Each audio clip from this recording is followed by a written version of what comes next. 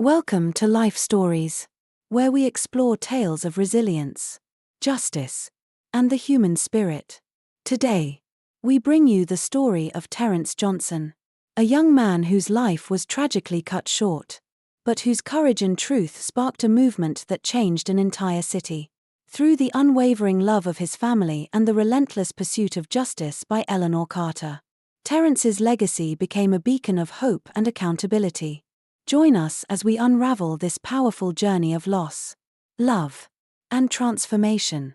Don't forget to subscribe to Life Stories and begin today's story with us. The story of Terence Johnson began in the heart of Chicago, where the towering skyline gave way to neighborhoods rich in culture but burdened with systemic inequities. It was in one of these neighborhoods that Martha Johnson raised her two children, Terence and Lisa, with unwavering love and determination. Terence, her eldest, was a symbol of hope, a young man with a radiant smile and a heart full of kindness. He worked 2 jobs to support Lisa's dream of becoming a nurse, often telling her, "If you believe in yourself, you can heal the world." Their lives changed on a humid summer night. Terence, walking home from a late shift at the grocery store, never made it back. The official report claimed he resisted arrest. But the family knew better. Terence wasn't just a young black man in the wrong place at the wrong time, he was a victim of a system that often turned its back on justice. Martha and Lisa were devastated. In the weeks that followed, they were met with silence from the police department and whispers from the community. Maybe he was doing something he shouldn't have, some speculated. But Martha clung to her faith and her belief in her son. She prayed every night for strength and guidance, her fingers gripping the small silver cross Terence had given her for her birthday.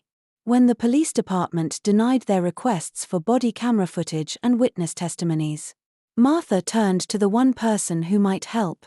Eleanor Carter was a retired civil rights lawyer with a storied career, known for her calm yet commanding presence in the courtroom.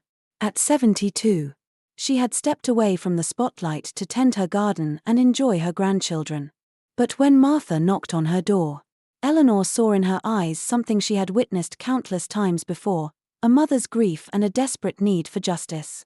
Eleanor agreed to take the case, though she knew the odds were against them. The Johnsons were up against one of the most powerful institutions in the city, defended by the sharp and ruthless Ethan Blake. At 32, Ethan had climbed the ranks to become the youngest partner at Harrison and Wells, a prestigious law firm known for defending the indefensible. Ethan was charming, intelligent, and utterly without conscience when it came to winning cases. To him, the Johnson case was just another chance to prove his brilliance, a stepping stone to greater power. As the trial date approached, Eleanor spent long nights poring over police reports and gathering evidence. Lisa joined her after her shifts at the hospital, her nursing scrubs often still stained with the marks of her day. They combed through every detail of Terence's life, painting a picture of a young man who gave more than he took and dreamed of a better world. Martha, though quieter, became the emotional anchor of the team. She brought coffee and food to the late-night meetings, her presence a reminder of what they were fighting for. "We owe it to Terence," she said softly one night, her voice steady despite the tears in her eyes. "He always stood up for what was right. Now it's our turn to stand up for him." When the trial began, the courtroom was a microcosm of a divided city. On one side sat community members wearing T-shirts with Terence's smiling face and holding signs that read "Justice for Terence." On the other, uniformed officers filled the benches, their faces hardened and their badges gleaming. News cameras lined the back wall, capturing every moment. Ethan Blake entered the courtroom with his usual swagger, adjusting his silk tie and flashing a practiced smirk at the cameras. He was confident, even cocky, as he delivered his opening statement. "This case is tragic," he began, his voice smooth and rehearsed. "Not because of any wrongdoing by our brave officers, but because it represents an attempt to exploit a criminal's death for financial gain." His words stung, but Eleanor remained unmoved. She had faced men like him before, men who saw grief as a weakness and power as a game.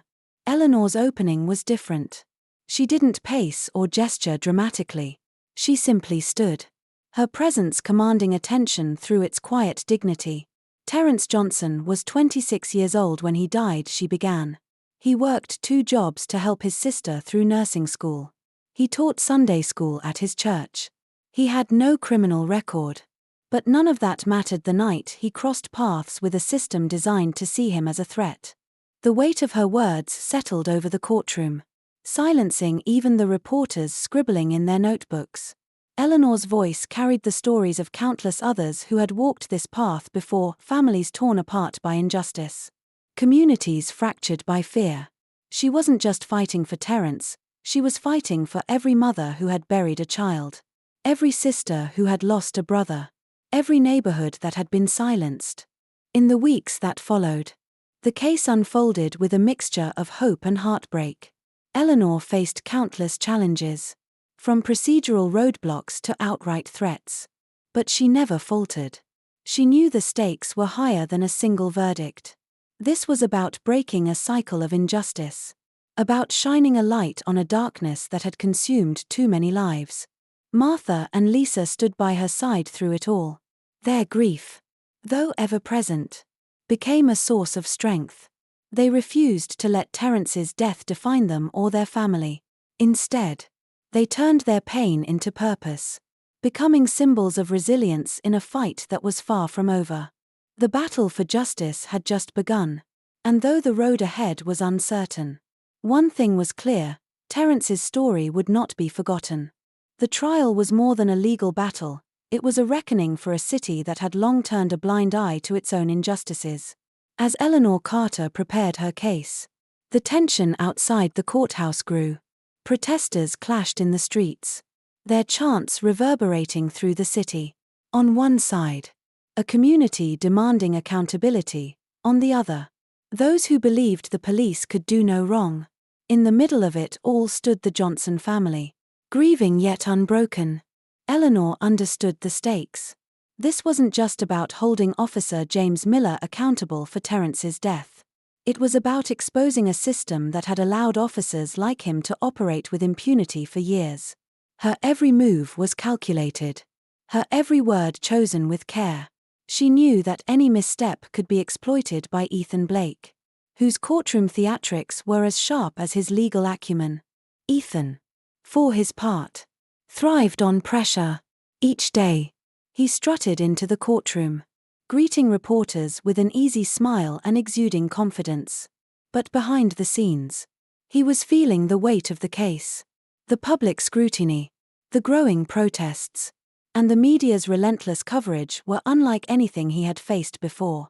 Still, he refused to let it show. To Ethan, this was just another opportunity to prove his dominance. Martha and Lisa, however, were not as seasoned in the spotlight. The relentless media attention was overwhelming, but they faced it with quiet strength. Lisa, in particular, struggled with the public scrutiny of her brother. News outlets dredged up old photos and twisted his story, painting him as a troublemaker rather than the kind-hearted young man she knew. "It's like they're trying to erase who he really was," she told Eleanor one evening, her voice trembling with frustration. "They can't erase the truth," Eleanor replied, her tone steady. "And that's what we'll show them." Eleanor's strategy hinged on the power of evidence. One of her key witnesses was David Taylor, a former officer turned whistleblower who had worked alongside Miller. Taylor had spent years trying to expose the corruption within the department, only to be silenced by threats and demotions. When he took the stand, his testimony was both compelling and heartbreaking. "They call it creative policing," Taylor explained, his voice tinged with bitterness. "But it's just a way to justify targeting certain communities. The quotas, the falsified reports, the missing evidence, it's all designed to protect the system, not the people." Ethan's cross-examination was ruthless. He questioned Taylor's credibility, bringing up his past struggles with alcoholism and failed promotions. "Isn't it true, Officer Taylor? That you have a personal vendetta against this department? Ethan asked, his tone dripping with condescension. Taylor met Ethan's gaze without flinching.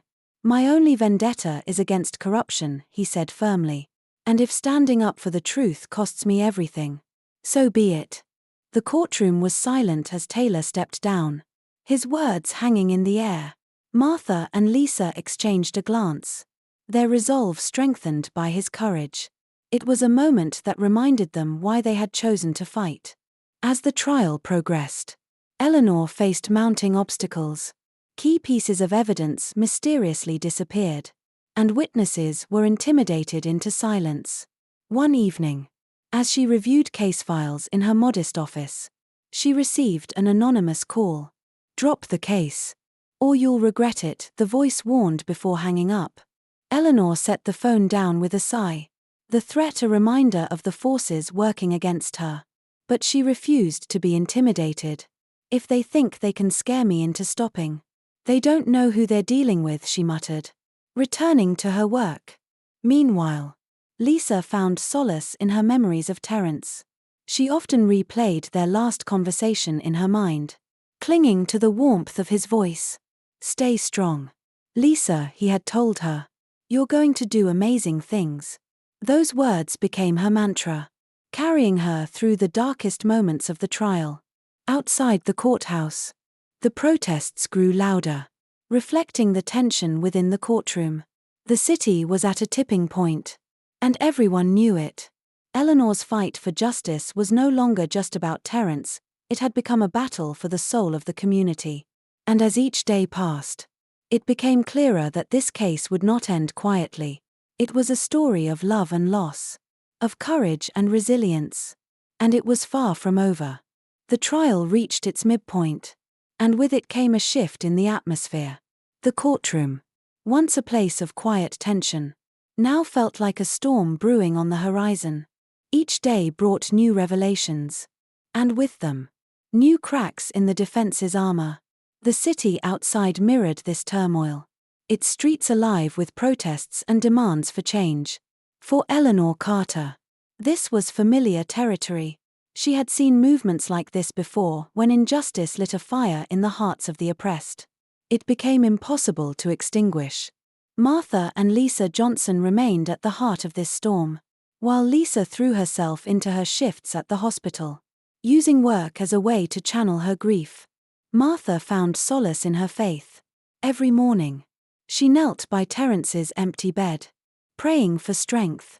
She clung to his memory, holding on to small tokens of his life, a framed photo of him in his graduation cap, a worn Bible he used to carry to Sunday school. He was always so full of light, she told Eleanor one evening, tears glistening in her eyes. I just want the world to see him the way we do. Eleanor understood the weight of that wish. The world rarely saw young black men as Terence was, a compassionate brother, a devoted son, a man with dreams of making a difference. Instead, they were often reduced to stereotypes, their humanity stripped away. It was Eleanor's job to restore that humanity, to ensure the jury didn't see Terence as just another statistic but as the vibrant person he had been. The turning point came when Eleanor introduced a crucial piece of evidence, video footage from Terence's phone. The grainy recording showed Officer James Miller and his unit behind a grocery store, exchanging what appeared to be confiscated drugs for cash. Terence's voice could be heard faintly in the background. They're doing something illegal, he whispered. I have to record this. As the video played, the courtroom fell silent. The defense team scrambled to object. But the damage was done. The footage painted a damning picture, one that no amount of spin could undo. Eleanor let the silence linger before speaking. This is why Terence Johnson died, she said, her voice steady. Not because he was a threat, but because he witnessed the truth. Ethan Blake, for the first time, looked visibly shaken. His usual confidence was replaced with a flicker of doubt, though he quickly masked it with his trademark smirk. This doesn't prove anything, he argued, standing to address the jury. It's speculative at best. Eleanor countered with the quiet strength that had become her hallmark. It proves that Terence was trying to protect his community, she said. And it proves that Officer Miller was trying to protect himself. The video became a rallying point for the community. Outside the courthouse, protesters held signs that read, "Terence saw the truth and no justice. No peace." News outlets aired the footage on repeat. And social media buzzed with calls for accountability. The city, once complacent, was waking up. Within the courtroom, the walls of silence that had protected Officer Miller and his colleagues for years began to crumble. David Taylor's testimony about systemic corruption was bolstered by the video. While another witness, Sarah Matthews, revealed damning internal emails from Harrison and Wells. These emails showed that Ethan Blake had been aware of the department's corruption and had actively worked to suppress evidence. "I became a lawyer to fight for justice," Sarah told the jury, her voice trembling but resolute. "But instead, I found myself complicit in a system designed to silence the truth." "Not anymore." As Sarah stepped down, Eleanor glanced at Martha and Lisa. The weight of the trial was etched on their faces. But so was their determination. This wasn't just about Terence anymore, it was about ensuring no other family would endure the same pain. The defense, though rattled, was far from defeated. Ethan doubled down on his strategy, attacking witnesses' credibility and painting Eleanor as a retired zealot desperate to relive her glory days. But Eleanor remained unshaken. "This isn't about me," she said in one heated exchange. "This is about Terence Johnson. And it's about the truth." The days ahead promised to be even more grueling. But Eleanor and the Johnsons were ready.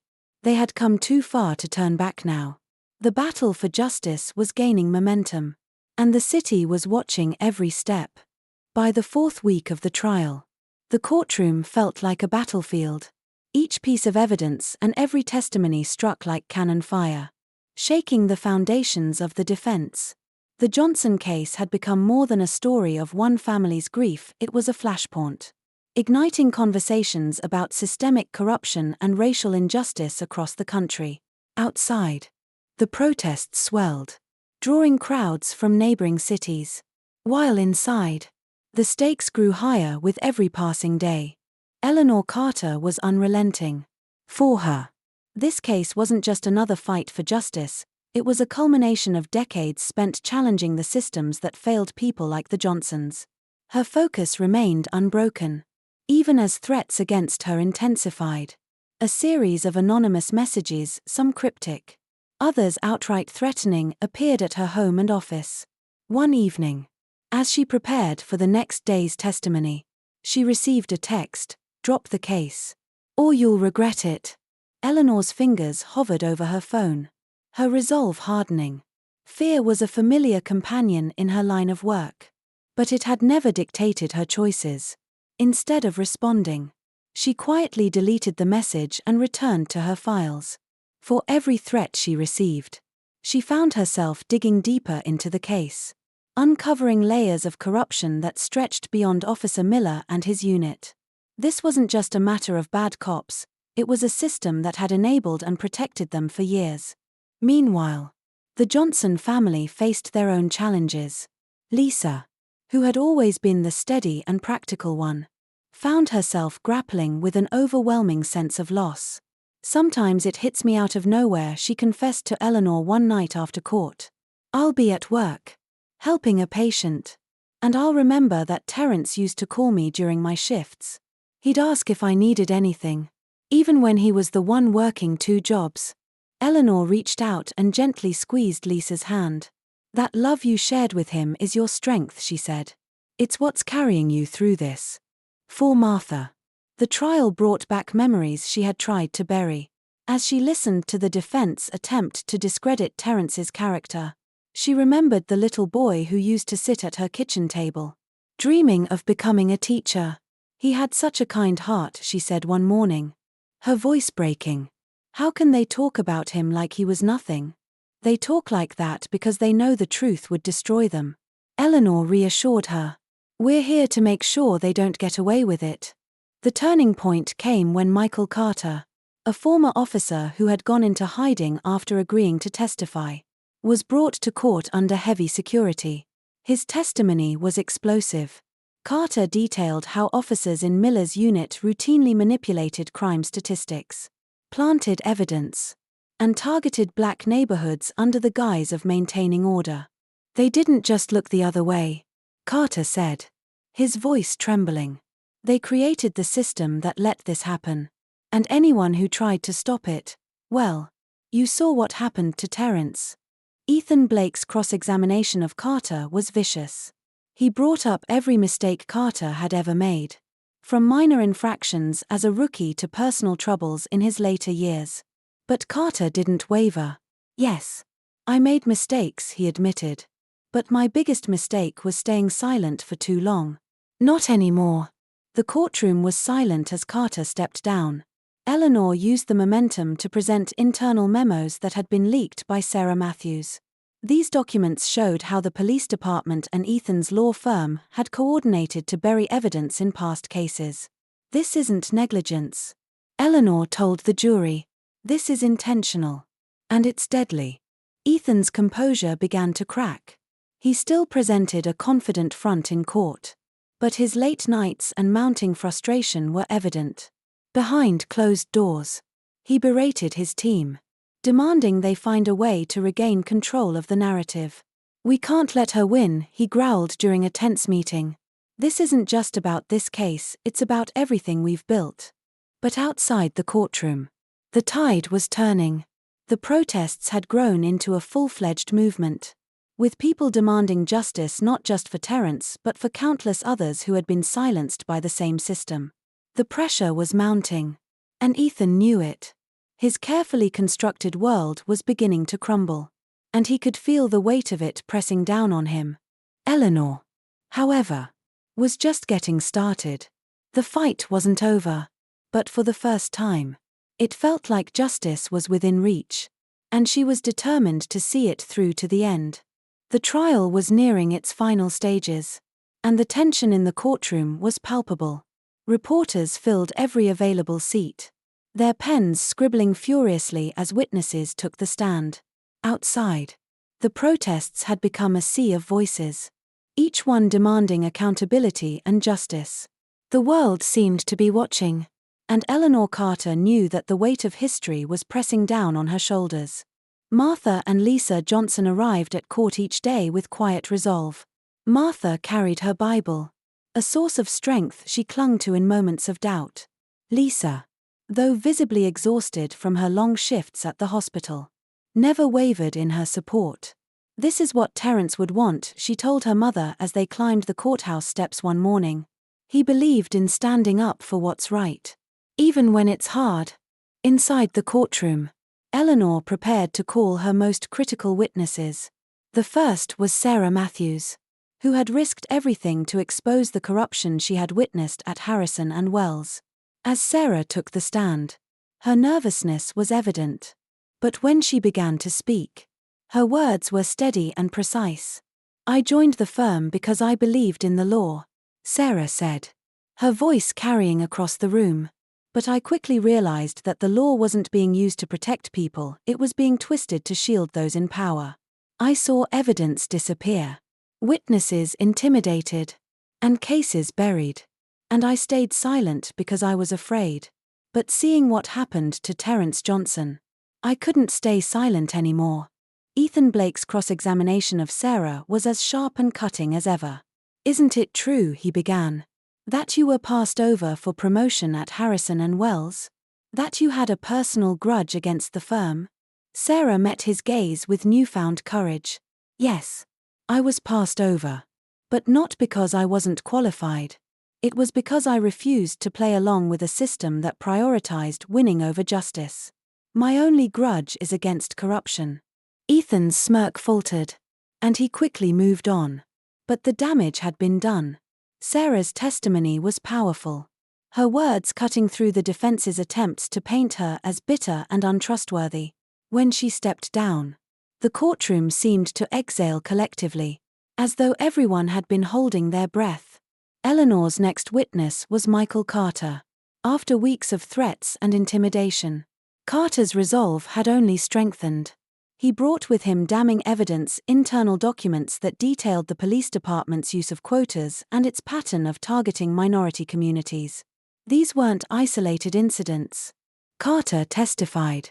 This was a system. A system designed to protect officers at all costs, even if it meant innocent lives were destroyed. The courtroom was silent as Carter presented the evidence. A paper trail that linked the department's highest-ranking officials to years of misconduct. Eleanor pressed him gently but firmly, allowing the jury to see the full extent of the corruption. "Mr. Carter," she asked, "why did you come forward now? Knowing the risks?" Carter's voice broke slightly as he replied, "Because I couldn't live with myself if I didn't. Terrence Johnson didn't deserve to die. And I won't be part of a system that tries to bury his truth." The prosecution's case was building momentum. But the defense wasn't finished. Ethan Blake, though increasingly desperate, launched into a fiery closing argument.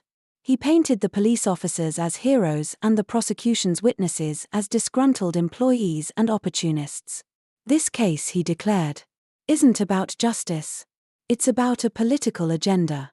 Don't let the noise outside this courtroom cloud your judgment." But Eleanor was ready. When she rose to deliver her own closing argument, the room fell silent.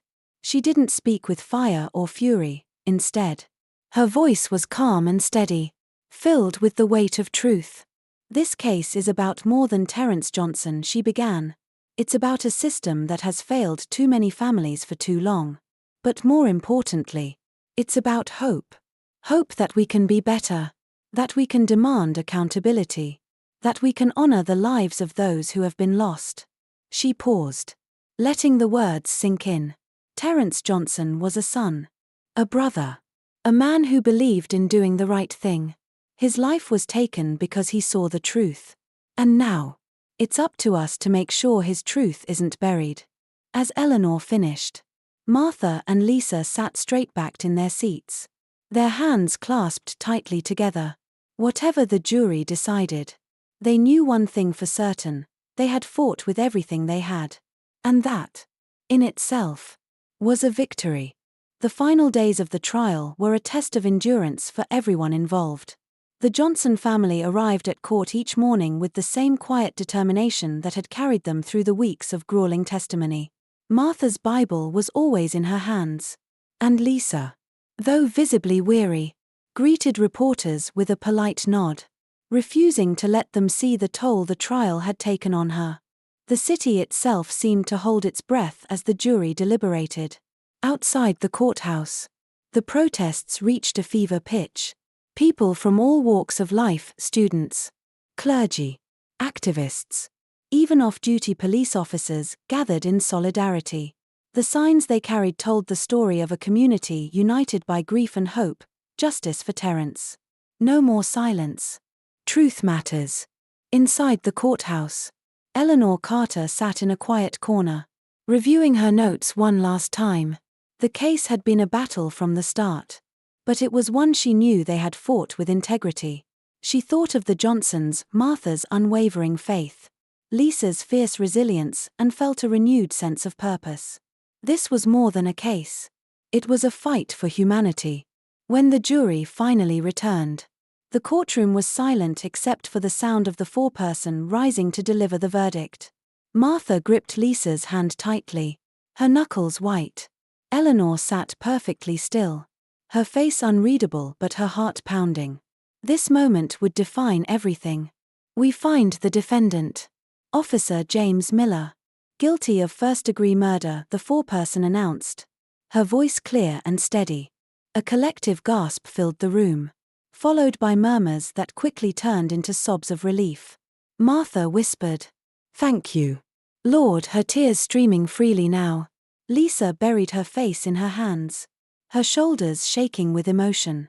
The foreperson continued, listing the charges against Miller's colleagues: conspiracy, evidence tampering, accessory to murder, and pronouncing them guilty on all counts. Each word felt like a step closer to justice, a validation of everything the Johnson family had endured. Across the courtroom, Ethan Blake sat motionless. His usual confident demeanor replaced by a hollow stare. His career, his reputation, and his carefully crafted narrative had crumbled in the face of the truth. For a moment, he seemed like a man adrift, his arrogance replaced by a flicker of regret. But it was too late for redemption. Judge Hendricks, who had presided over the case with a measured hand, addressed the court with a voice filled with gravity. This trial has exposed not just the actions of a few individuals but the failings of an entire system. Justice is not served by one verdict, it must be pursued relentlessly. By every one of us. As the convicted officers were led away in handcuffs, the weight of their crimes seemed to hang in the air. For the Johnsons, it was a bittersweet moment. Justice had been served, but it could never bring Terence back. Still, Martha and Lisa stood tall, their dignity intact. They had fought not just for their son and brother but for a better future. Outside, the crowd erupted into cheers as news of the verdict spread. People embraced one another, their chants of justice for Terence echoing through the streets. Reporters scrambled to capture the moment. But it was the Johnson family who commanded the spotlight. Martha spoke briefly, her voice trembling but resolute. "My son believed in doing what was right, even when it was hard. Today, we honor his memory by continuing that fight." Eleanor stood beside her, her presence a quiet testament to the power of perseverance. As they descended the courthouse steps, Lisa turned to her mother. "Do you think Terence knows?" she asked softly. Martha smiled through her tears. "Oh, baby, he knows. And he's proud of us." That evening, in the quiet of their home, the Johnsons lit a candle for Terence. They sat together, sharing stories about his life, his kindness, his humor, his dreams.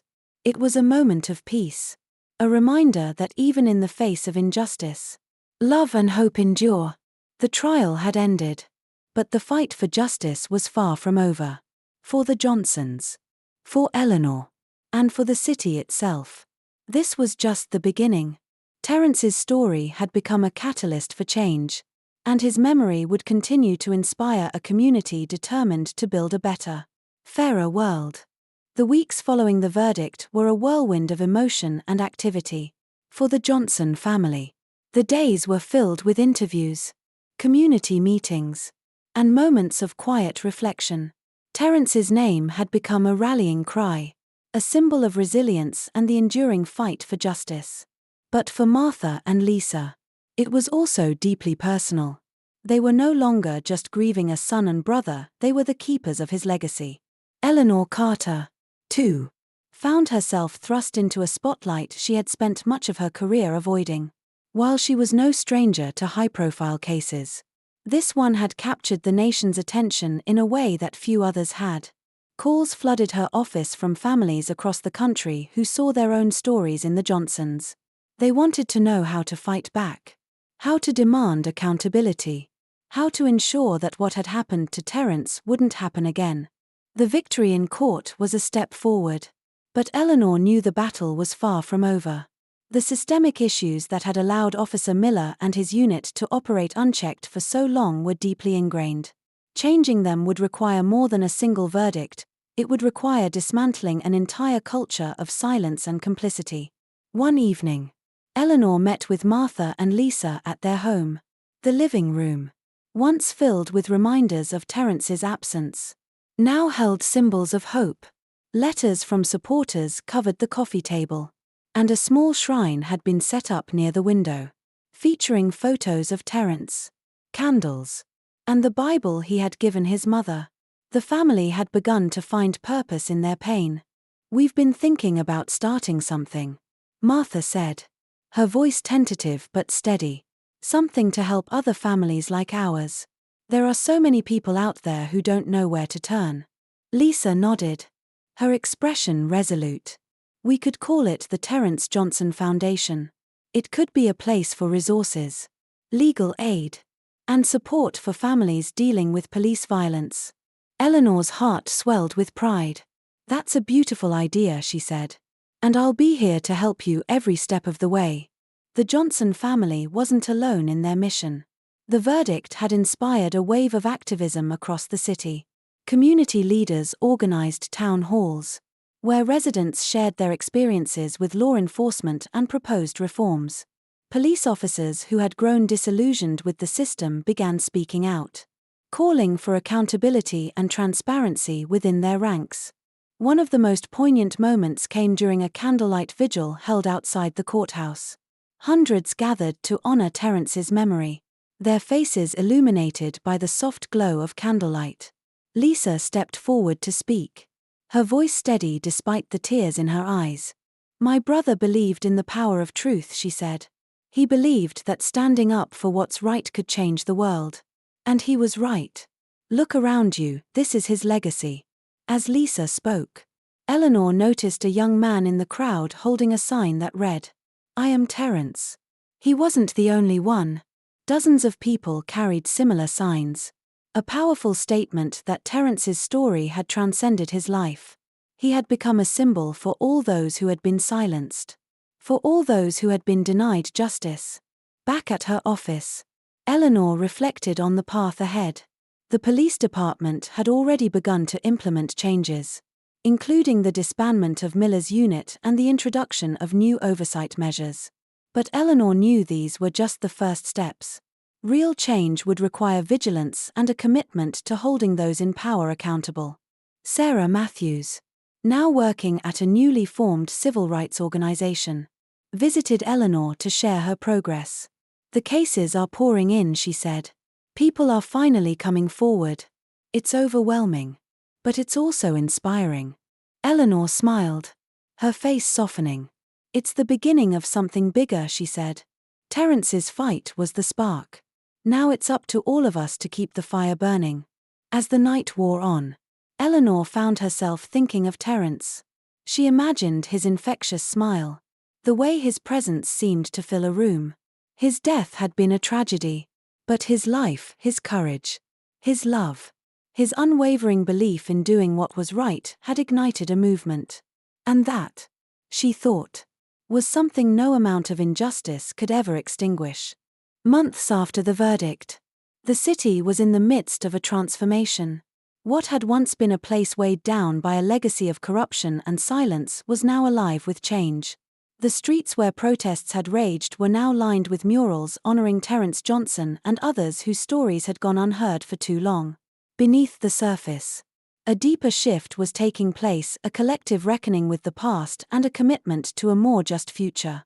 For Martha and Lisa Johnson, the pain of losing Terence remained, but so did the resolve to honor his memory. The Terence Johnson Foundation had grown quickly, becoming a lifeline for families facing similar tragedies.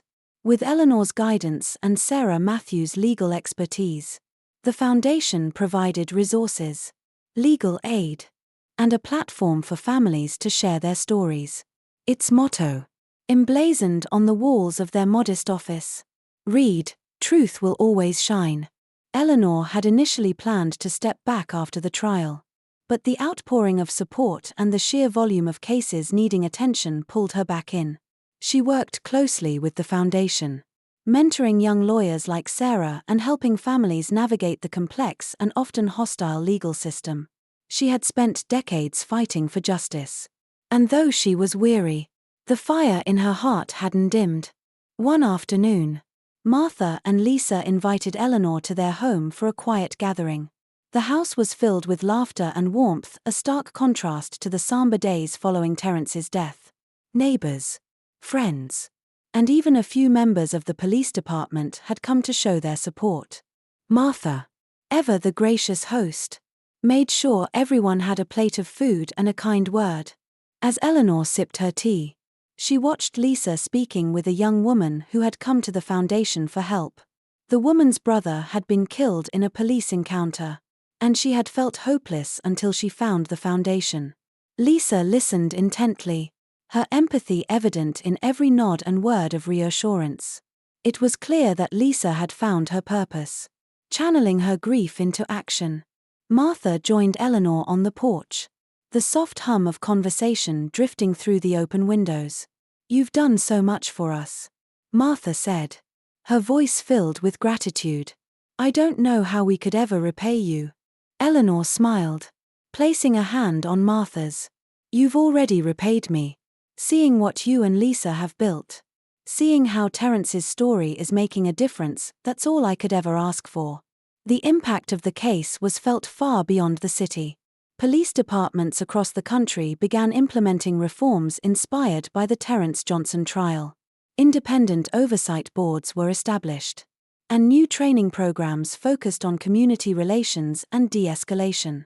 The case had become a blueprint for accountability, proving that change was possible even in the face of deeply entrenched systems. Ethan Blake, now serving his sentence, had become a cautionary tale. His fall from grace was swift and unrelenting, but it also served as a reminder of the dangers of prioritizing ambition over integrity.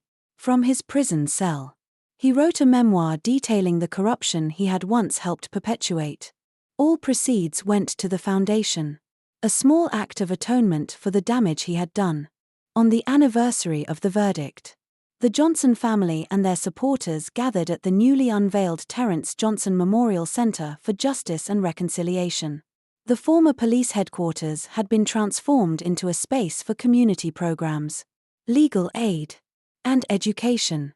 Its halls were lined with stories of those who had fought for justice, their faces a testament to resilience and hope. Martha spoke at the dedication ceremony, her voice steady but filled with emotion. "My son's life was taken because he stood for truth," she said. "But his truth has changed the world. Let this center be a place where truth continues to shine, where no one is silenced, and where justice is always within reach." Eleanor stood in the crowd, watching as the community came together.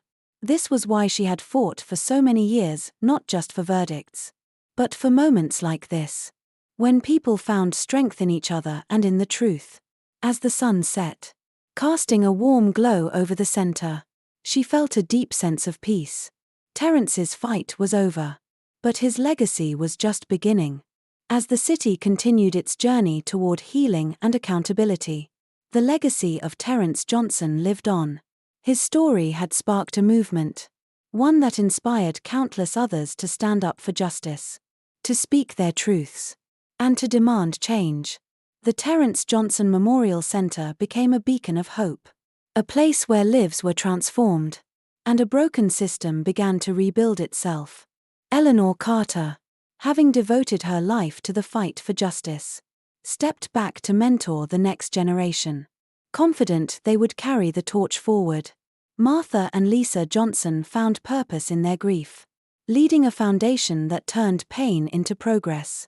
Terence's memory reminded everyone of one simple truth: even in the darkest times, love, courage, and hope can light the way. Thank you for watching Life Stories. Don't forget to subscribe for more inspiring tales of resilience, justice, and redemption.